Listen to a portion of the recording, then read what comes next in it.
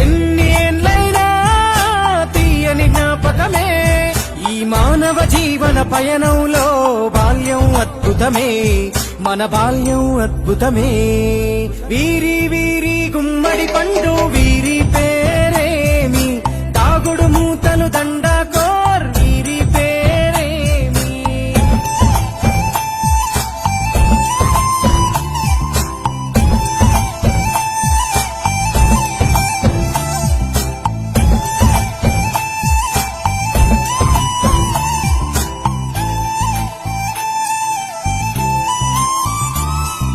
పంటలు పంచి దొంగను ఎంచి రేసాడాడితి మందరమే రేగడి మట్టిని ముద్దగా చేసి బొమ్మరిల్లే కట్టితిమే